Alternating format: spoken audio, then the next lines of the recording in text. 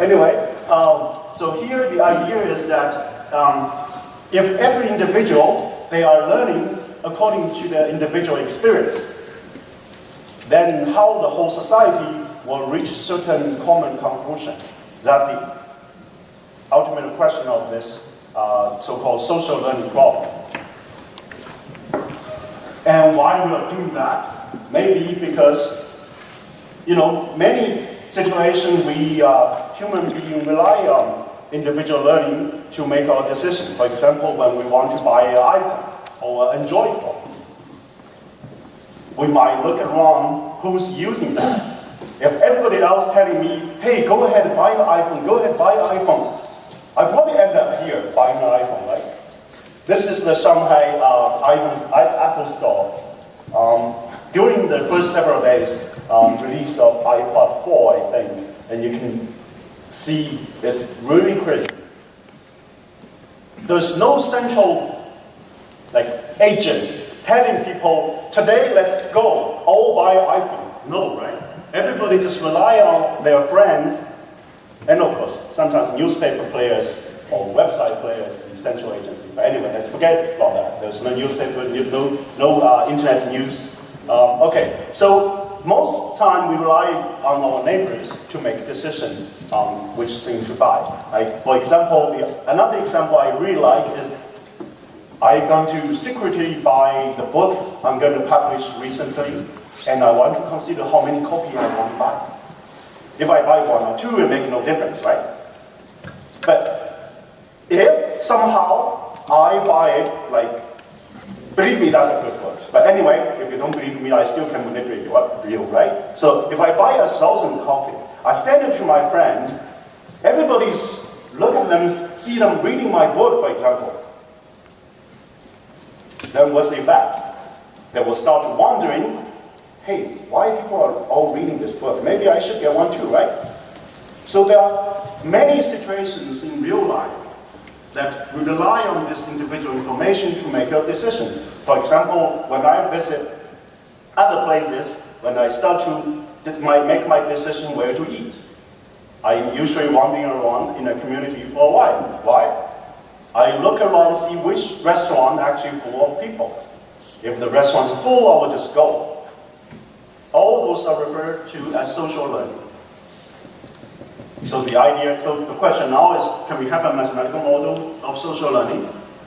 And if there is such a mathematical model, how we solve it, and how the solution compared to observations and experiments. So that's the idea. Okay, so indeed, after this background, I will not really just present you the whole picture, the whole studies on social learning. So I will just present my own work, how we actually solve this, which is very mathematical intense. So you have been warned already. It's going to be crazy. But do interrupt me anytime. I will try my best to explain the idea behind all the formulas as best as I can. Okay, so here is the mathematical model. So the mathematical model is that there is a state of the world. It's either positive one or negative one. Nobody knows, except the God. God picked it up as either positive or negative already, with certain probability Q external. The Q external sometimes, for example, is 0.5. In that case, it's an ideal coin. If it's Q equals something else, the coin was unsymmetric.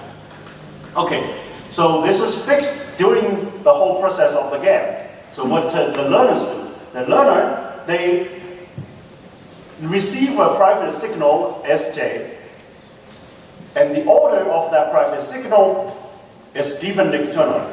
And then upon receiving this Sj, the learner needs to make a decision.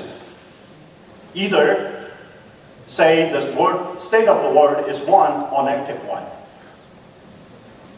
And if he cannot or she cannot observe other players' action, then this will become independent decision-making problem. There's no funny story, right? So what makes it interesting is that the current learner, they can know all the previous learners' action. their choice, 1 or -1, but cannot know their signal. If their signals are known, then this question again is very trivial. Because you just group a bunch of signals together, pick up the one with largest number. If there's more 1 than -1, then you stay with 1. So in the case of public signal, it's trivial. In the case of no action, it's trivial. But now it's private signal with actions. So the question now becomes, can we somehow find out a way of calculating the probability of the state of the world after we know all the previous action and my own personal signal, which is the definition of this lambda j. After we know the previous player's action, after we know my private signal, I want to know what is probability of the state being 1. If I know this bigger than half, then I choose 1. If this is less than half, I choose -1. So once I calculate this one, this question will be very easy. But how? How can I calculate this one? It's not easy at all. Assuming you are the first learner, then you're out of option. You just stay with the signal. Assuming you're actually, I think there are examples. Okay.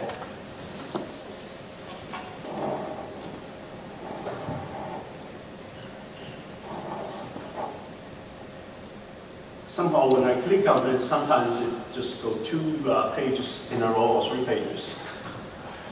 You can use the keyboard. Okay. So anyway, so thank you. If you are the second learner, then it could be different.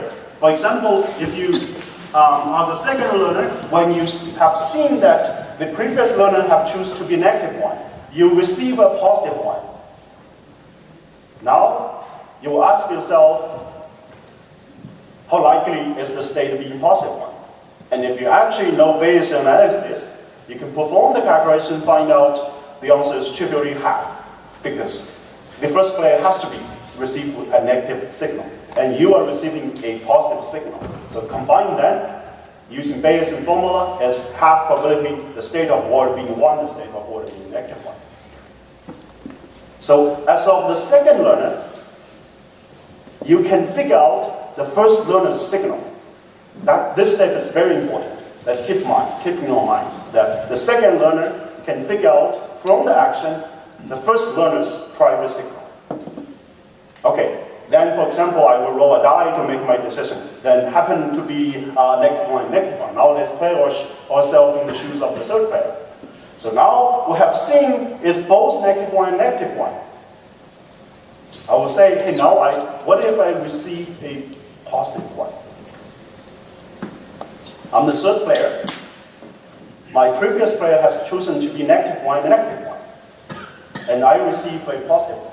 I need to ask myself, can I now figure out the signals of the previous learners again? I find out they're going to be troublesome, but I still can do it. It's possible they are actually -1, -1. And it's also possible it's -1, 1. And I can actually find out what is the probability of the two. If I actually find out what is the probability of the two, using Bayesian formula again, I can figure out exactly it is the probability of the state being 1 and -1. So that's good. But now, assuming I'm stupid or lazy, I will say, hey, since both my previous learner choose -1, I receive the positive 1, I just choose stay with the majority. Right? I can do that. I will say I will not go into all kind of figuring out the signal using Bayesian formula, the whole procedure anymore. I will just say I just sum over all the result is positive, I stay with positive. If negative, I stay with negative. So this is called simply a counting strategy. So you counted how many 1 and -1 in the previous action and decide to stay with the majority after you take into account your own private signal. This is not exact, but it's one way to do it. But wait a minute. If you actually do that, you'll find out the third learner, his signal is useless. upon receiving negative 1, negative 1. Because if you're negative 1, it's negative 1. If you're positive 1, you still choose to stay with negative 1. Right? Because there are more negative ones than your only one positive ones. So you choose negative 1. And what happens if we see 3 negative 1 and the 4th player find out the positive 1? Again, if you are stupid or lazy, then you stay with negative 1, right? And 5th player, and you keep going. Therefore, you see that all the private signal, which is very precious, are gone. They are not exist anymore. They make no difference at all. This is called information cascading, and this is one of the beauty that, or one of the point that people believe this simple social learning model is reasonable or beautiful, because it captures, even when everybody think in their best capability, there are chance of cascade to the wrong state. And of course, there are chance to cascade to the true state too. That's the result they already have before me coming to the field. For example, they plot the cascading probability towards the positive and towards the negative.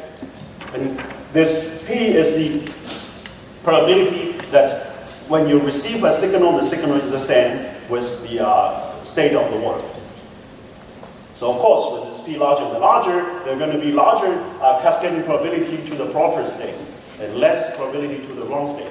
But anyway, with any value of B, there's always a chance that it will actually cascade to a wrong state. So the whole society reach a wrong conclusion. And just the condition is that we're assuming you understand the logic and not so smart using the simple counting strategy. Okay, now the question that I asked when I find this is that, what if I'm smart enough? I can figure out all the private signals of the earlier player. Will that make a difference? So that's what I do. Any questions? You?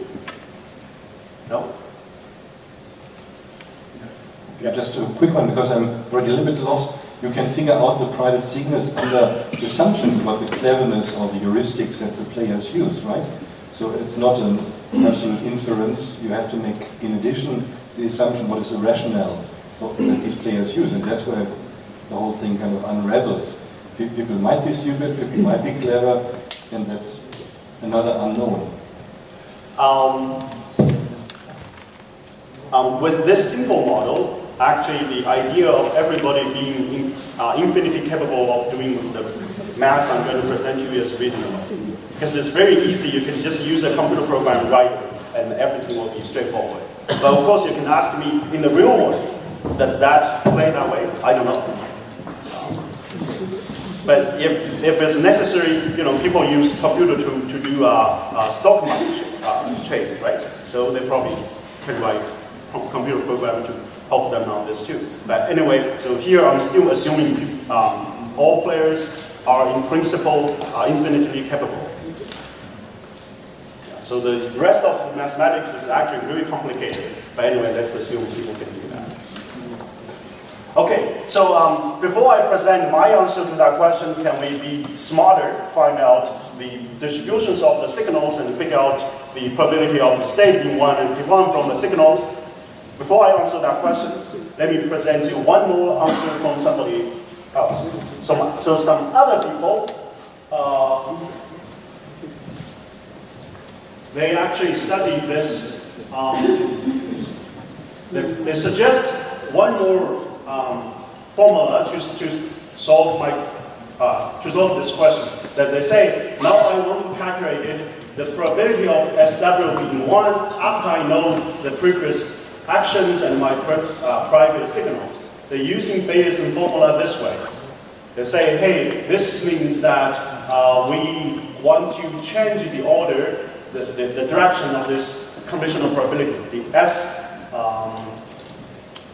Anyway, I cannot use better words to describe this formula other than this formula. So it is the probability that both this SW equal to 1 and S divided by S. And forget about those A vector for the moment, because on the right hand anyway. So if you forget about those, this is just the definition of the conditional probability. Then use this conditional probability, we change the order of S and SW. Again, forget about the A vectors. Keep it on the far more right. Then we can write on this. After we write on this one, we use the assumption that this piece of information actually is only that. Why? It is because once we know the SW equal 1, the probability of Sj equal 1 or negative 1 is predetermined already. It does not depend on this A vector. So here to here, there is an assumption. This is not necessarily true, but it's very subtle, very tricky why it's not necessarily true. From the face of this formula, you will believe it is true. And let's assume it is true for the moment. So this double condition distribution becomes a single condition because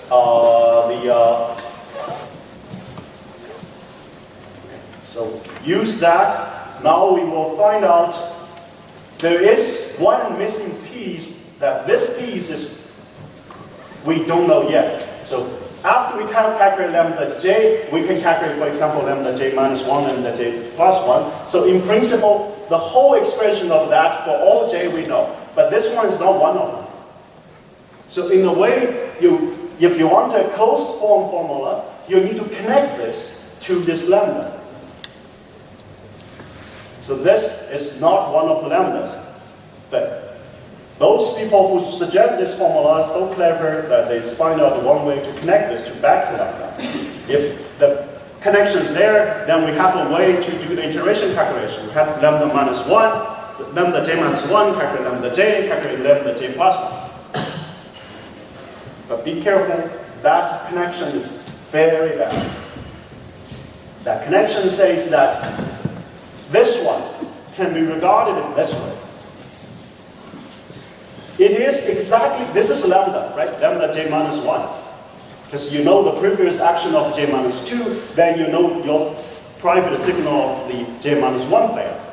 And they assume that this one is that. But if you actually assume this one is that, you have to know the Sj minus 1. And how the j people know what is the Sj minus 1. You need to solve that question, right? And their answer is that this is exactly the observed action of the j1 minus 1 player. Okay, so to summarize the story is that the second player, assuming he's so just stupid, he cannot figure out all the private signal, he will try to regard the action of the first player to be his private signal. Which in the case of the second player is actually correct. But generally speaking, it's not. If the third player, assuming the second player's action is actually second player's signal, it's bad, it's wrong, right? So this is actually wrong. And the effect of this assumption is exactly the counting strategy. Why? Because now your action becomes your signal. Once you know the signal, just count them. So they find out this seems more reasonable Bayesian analysis. All the results just agree with the simple counting strategy. And they reach the conclusion that from now on, all the study of social learning, go ahead, use counting strategy. If that's the story, I will be happy. Right? Because now we don't need to worry about the mathematics. Just sum the history, find out which one's bigger. But as we noticed, it is not that. If I am the third player, I can in principle know more than just assuming my second player's action is actually his signal. No, I can figure out what are their possibilities and what are their possible private signals and what are the corresponding probabilities. So I'm asking the question, if we actually, everybody can work out like the third player, can we now find a better solution? With that better solution, will the behavior will be different? If the behavior, the decision outcome will be different, then instead of that, just simply counting all this twisted Bayesian, we usually use Maya analysis. Okay, so that's the whole story of my work. The rest just presents you a bunch of more mathematical formula and a bunch of numerical calculations. So the idea about any questions? Good. It is very subtle and complicated. Unexpected question. Yes? Thank you very much for your very exciting topic. Quite enjoyed. So I want to confirm one thing: the signal. What is the condition of the signal? Is it only from the environment, or is it from the joint action of the players? The signals are hidden from the state of the world. It's just a signal you receive independently. Okay, so the system has two parts. One part is the environment, the other part is the players. That's right. Okay, so they are. So I can say the signal and the action are independent. That's right. How solid is the signal the world is sending out has nothing to do with how people make decisions. Okay, I'm not quite familiar with this kind of research, but in game theory, one topic at the cutting edge is called the repeat game with imperfect monitoring, especially with private monitoring. So I think it's quite it's somehow similar because in the imperfect private monitoring, the player observes a kind of signal, but the signal is from the other player's action. The other player's action cannot directly be observed, but the signal, one player can obtain a signal on his own action. Yes. But I think in this kind of game, it's quite difficult to analyze because if it repeated, even infinite times, at a certain stage, the optimization problem is quite involved because one player faces quite complicated statistic and inference. But I don't know what kind of difficulty when you do statistic. You said it's counting. I don't know whether counting is the most simple case for the statistic because the history can be quite complicated, right? Yes, yes. So give you a short answer first. So this situation is much easier than the one you mentioned. So this is a short answer. Long answer is that if we assume that people gathering all the previous history do the summation first, then present it to next learner and come back to your question. Okay.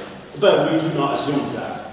So if we assume that, this question is even more complicated. Because from a single possible one or negative one, we need to figure out what are other probability distributions. That based on that is going to be like hell. But no, we here are observing those observing those actions. Just those private signals not aggregated action. If there's aggregated action, it will be hard. Thank you. Okay. Okay, so I will just now present you a scary formula of my own. Now, instead of doing the twisted analysis, I actually change the order of the whole condition. So there, I only change partially the condition, right? Left the A factor on the far more right hand. Now I change the order of the whole condition. So therefore, I use the Bayesian formula to write down this in this way. And why I'm doing that? Because after I'm doing that, I have formulas like this. The distribution when the state of the world is known are all private signal and all previous action, they will be independent. Right? Just you mentioned how the world is going to generate the private signal has nothing to do with people making decisions. So they are independent. If they are independent, making use of this, we can actually find out all the possible private signals. And after we find our private signals, we just take into account every distribution, every possible private signal, and then from every individual sequence of private signal, we find out what is probability of the word being 1. Then we do a probability summation of all those probabilities. That's all. So in one line, that's all what I did. Using that different version of Bayesian formula, figure out a private signal on every individual sequence of private signal, figure out probability state of word being 1. Then you will probability summation of all those probabilities. Okay, so what do we find? We find, very unfortunately, on the game, the 3 approaches make no difference at all. So our own calculation is definitely mathematically sound. Their calculations are mathematically just simply stupid, overly simplified. But if you actually compare the game outcome, this is the probability of cascading towards positive and negative, right? They are exactly on top of each other. Why? Why? It is because that even the second player, the third player, when he received 2, -1, that 2, -1 may correspond to private signal -1, -1, or -1, 1, the probability of that -1 is higher. So in a sense, you just guess it is -1 to work out. So that sentence converted to this expression. If you want to calculate this, use blind counting or twisted Bayesian, we got 0.3. If you calculate use my exact formula, we got 0.43. But they are both less than half. So there's no difference at all if you want to make your decision. You choose stay with -1. Okay, if the story ends up here, I cannot publish my paper. I'm doomed. But, okay, let's find some way to make use of the difference. And what the way is, I introduce another parameter, lambda. The lambda says, if my calculated probability is so close to half, I'm going to stay. I will hold. I will not act. If I introduce this additional parameter lambda, then there is difference on the behavior. And you can see that the one calculated from our formula is higher on the good end and lower on the worse end. So overall, people get more payoff using our formula. Oh, it's not a comparison from one taking ours with other taking others. It's everybody taking our calculation, everybody taking their calculation, a comparison between these two. And ours is better. And even with introduction of this delta, then if we're going to use the original formula will not get any benefit. So these are the two aspects of this calculation. One is that using ours, introducing beta is good. But using others, after introducing beta, no good at all. You got the same payoff. Okay, so that comes to the conclusion. So we present a more mathematically sound calculation, which I believe is the exact calculation. But then the question that should we assume infinity capability or assume bounded rational? That's another question. So here I do not touch that question. And without the beta parameter, they are the same. But with the beta, our strategy perform better than the others. Okay. Time for questions. Yeah, thank you very much. And since we are a little bit running late, can I ask if there are further questions to keep them short? Any questions? Can you please remind me what is delta? What is the modification delta? So it's the level of reservation of your making action. Okay, thank you. Any other questions? I believe we already had a good discussion during the talk, so thank you very much again.